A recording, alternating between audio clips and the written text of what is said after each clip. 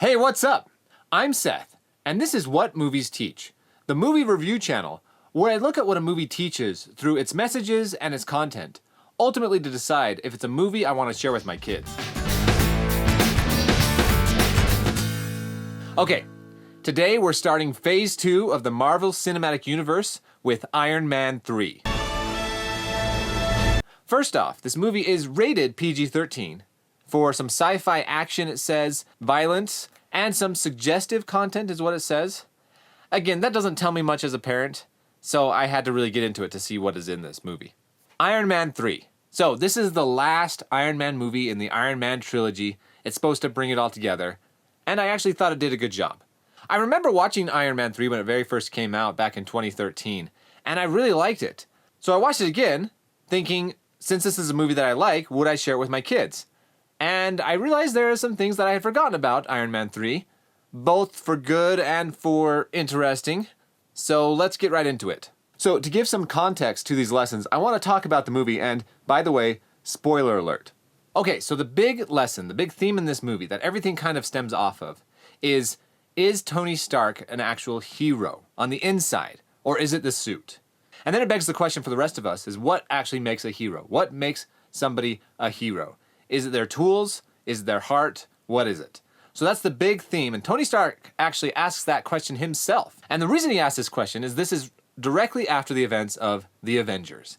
And the Avengers, I already talked about the Avengers. It was a big event, it happened in New York, aliens came, it was this big battle, this big team up, and it was really cool. And this movie talks about the aftermath. It feels more grounded. I really like that in this movie, because big events don't just happen and then go away. I mean, a movie, you can go in and watch the Avengers, you can enjoy it, and then you can turn it off. That's fantasy. Reality, when something big happens, like an attack or an event or some kind of problem in the world, it stays for a long time. People talk about it. It has adverse effects that you didn't plan for. And you see that at the beginning of this movie, Iron Man 3, Tony Stark is a little messed up from the events of the Avengers. You see, Tony has been working on these suits, and he's already up to over 40 suits because that's what he's doing to cope with this. You see that he's not sleeping, he's super stressed out. All he can think about is I have to protect everybody. I have to plan for these things that I hadn't planned for before. I mean, now he knows there's aliens, there's godlike people who have amazing superpowers. All these things that he didn't know existed exist. And so he has to start planning for these things. So he's made over 40 suits, Iron Man suits, with all these different powers and abilities. It's pretty cool. But then you see, he's out to lunch with Rhodey, his best friend, and he has a panic attack, and he doesn't know what's happening. He's freaking out. So he runs to his suit, he gets scanned, and he asks his suit, have I been poisoned? And the suit says, no, you had a panic attack. And he says, me? Because he thinks of himself as a superhero. And he can't imagine that a superhero would have a panic attack. And so this whole crisis of identity happens with him, and he doesn't really know, am I a hero or not? Do heroes have panic attacks? And so the big lesson that comes out of this for me is you need to take care of your mental health. You see that he takes care of his mental health through work. And that's not really taking care of your mental health. That's avoiding it. That's like if you had a big scratch on your back and you decided to go to work to fix the big scratch on your back. That doesn't do anything, right? You have to get it looked at. You have to have a doctor take care of it. Tony, he doesn't have a great track record of relying on people. And so he just goes to work to avoid his problems. So the big first lesson I feel like that stems off of the am I a hero type of thing is take care of your mental health. Okay, so after these panic attacks, you see that there is actually a big problem in the world right now. There are some bombings, some attacks from this character called the Mandarin. Now, this is not a Tony Stark problem, we think. This is a world problem. But this is the first time in an Iron Man movie where he actually wants to take care of this problem that is outside his realm, right?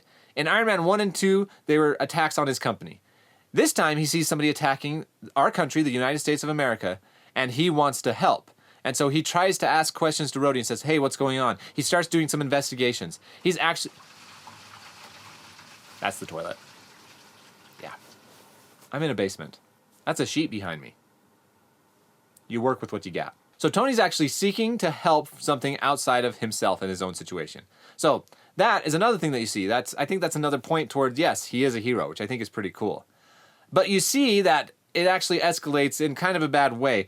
One of his friends gets involved in one of the attacks by the Mandarin, and Tony is ticked off. And so he goes on TV, he calls out the Mandarin, and he says, hey, come get me, I'm ready for you. This is where I live. He even gives his address. and he's like, I'll take you on. Let's do this. Let's bring this to an end. And so the next lesson you get is kind of an anti-lesson where you see him being arrogant. Again, we've seen that before. You see him seeking revenge. We've also seen that before. And you see him kind of fall back to these old impulses, and you see how that, bites him in the rear because the Mandarin does attack. And, watching this, you see the Mandarin attack with these helicopters and these missiles, and I really do think that Tony Stark would have had more defenses had he been stupid enough to threaten somebody. You don't see that in this movie. You just see his house be destroyed. It's blown up. It's a really cool scene, though, because he uses this new suit that he has that he can call with some hand motions, and it comes over to him, and it protects him, thankfully. But his whole house gets destroyed. He does save his girlfriend, Pepper. You do see in this movie that he is very caring towards his girlfriend, Pepper, which is really great, because before he kind of sexualized women, kind of treated them as objects, and now he's really trying to do right by Pepper, which is awesome. So then you see after his house is attacked, he flies off, he goes to Tennessee to investigate the Mandarin more, but you see him in a place where he doesn't have anything. He doesn't have his suits because they were destroyed in the attack. The suit that he was wearing to get to Tennessee powers down, doesn't have any power anymore. It is just Tony Stark raw. And this is where it actually starts getting a lot of fun, because you take away Iron Man, you take away the suit, the power. Is he still Iron Man? This is the question we're trying to answer throughout this movie. And you see that he actually starts doing some really cool things because, and we've learned this in the other movies, Tony Stark is a problem solver. And that's another lesson you get from this movie. If there's a problem, you do whatever you can to solve it. So Tony loses his suits, he loses his tech, he loses Jarvis, his computer assistant, he loses Pepper, he's not with her anymore. All his friends, they're not there with him. It's just him alone, and he has to figure it out. He's come to this place to figure out, what the attacks are and where the Mandarin's at. The Mandarin sends some people to attack him, and these people are scary. They have like firepower inside them. They glow. They can touch things and melt them. And so he creates some little weapons just out of different things around a hardware store, and he's able to defend himself. What's really kind of cool, though, is that he's not very good at defending himself. You see that he's kind of awkward. He's just a regular guy who knows how to solve problems the best he can. Like you see he gets trapped by some metal that falls on him when he's getting attacked by the Mandarin's people, and he has to get a big piece of wood to stick under the metal to lift it up to get away. There's these little things about him being awkward on his own that actually makes me like him more. So that's pretty cool. So, be a problem solver. That's what I learned from Tony. Okay, so some really cool things happen again while he's on his own. He does meet this kid. I don't even remember his name, but he was hilarious. Some of the best parts of this movie come from the dialogue between him and this kid. So finally, Tony finds where the Mandarin's at. It's this whole big mystery thing that's really fun. You should go watch the movie for that. It's Sir Ben Kingsley, and you find out he's an actor that's been doing this whole Mandarin thing, and it's really this other guy who is the bad guy. And it's this guy that Tony ticked off back 13 years ago at this party. He told him he would meet him up on the roof to talk about his ideas, and he never did. He blew him off. He had a one-night stand with the lady and didn't even care about this guy and his ideas. And so that's another lesson you get from this movie, yet that you need to be a person of integrity, because if you're not a person of integrity, you might tick somebody off, and then that person might become a supervillain and might attack you later, and that's bad. So yeah, you see that the real bad guy is this guy named Killian. He's kidnapped Pepper. He kidnapped the President of the United States. He actually captures Tony for a second, but he's able to get away with his ingenuity and problem-solving skills. And then he has this big showdown at this dock, and Tony, Pepper, Rhodey comes too, and they beat Killian, and it's cool, and you should watch it for that. But what you learn from this is even after that, so they beat Killian, and then you come to this point where you see that Tony needs to finish his transformation. At the very beginning of Iron Man 1, he started transforming from who he was to being a real superhero. And you see that at the end of Iron Man 3, he finishes that transformation. He actually has a surgery to take out the arc reactor in his chest because he was relying on it to power his suits, but then he decides, I don't need that to be Iron Man. I am Iron Man.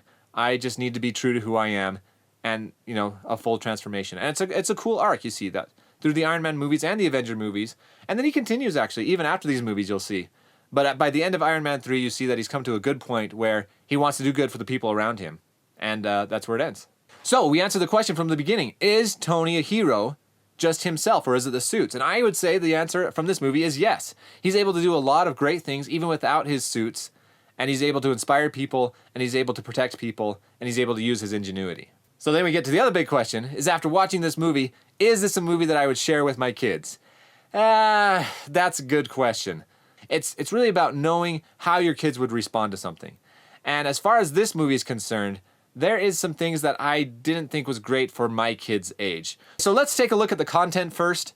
So language, we'll just talk about language really quick. It was regular PG-13 words, words that you'd hear at a Walmart, checkout. I was going to say a junior high, but my junior high was pretty rated R as far as language was concerned. Anyways, so there are some words, but it's not gratuitous. There's not a lot of it. I didn't feel like it stuck out. They were just kind of present, but it didn't seem like any big problem to me. As far as sexuality is concerned, you don't see Tony sexualize women in this movie too much. At the very beginning, you go back in time and you see him have a one-night stand with this lady, but that was kind of the old Tony. When you see us with Tony throughout the movie, he is respectful to Pepper, and he doesn't sexualize women. The movie kind of sexualizes some women. There's this random, swimsuit competition right in the middle of the movie that I didn't really understand why it was there. There are some prostitutes actually at the lair of the Mandarin. They're there, they're basically in bikinis, and there's nothing that sexual happens. You just know that they're prostitutes. So there's that. But the biggest thing that stuck out for me was the violence in this movie. This is definitely the most violent Iron Man movie, maybe the most violent MCU movie. Because the thing is these minions of the Mandarin, or of Killian, I guess, they have these powers where they can regenerate some of their body, right? So if they get shot, their body actually grows it back. If they chop off an arm, they can actually grow it back. And so those things happen. You see people's arms get blown off. You see people get blown away. And if they get damaged too much, they can't come back. And you actually see as well that they actually, if they overload themselves, they explode. It's not gory as far as blood is concerned, but these are people and they are dying, and there's limbs and chunks and pieces, and they can also do some pretty violent things as well. They have like these fire powers, and there's this scene where this lady actually punches through a sheriff all the way through him, and then grabs a gun from another guy on the other side, and it's pretty violent. So as far as that is concerned, that's where I would probably wait with my kids, because I know my kids are a little sensitive to that type of imagery. And so I would classify this movie as more a 14, 15, maybe 16. It was pretty violent. I was surprised at how violent it was. I had forgotten. I'm a little desensitized to violence. And so I would classify it, again, with those older ages. I'd probably wait with my kids. My kids are 12, 10, 7, and 5. And so I would just wait to show them this. I was going to say maybe some editing, but it's pretty prolific. It's throughout the movie that this violence happens. So I'd probably just wait with this one for a little while, talk to them about the violence, and just kind of gauge, as we go along, as they get older, where they are and what affects them. All right, so after watching this movie, some good questions that you could talk to your kids about are, what really makes a hero? So you saw Tony. He went from asking that question, am I a hero, am I not? Maybe have them bring up those points of saying, this is what makes a hero. So if you've seen the other Iron Man movies, you could also ask about, how has Tony Stark changed throughout the series? What's changed for him, and how has he become either a better person, worse person? Just kind of ask that question to your kids and see how it's gone for him. Let me know what you think about you and your kids, what you think about this movie. Let me know in the comments below. If you like this video, click the like. If you want to see more videos like this, hit subscribe. And thanks for watching. I'll talk to you later.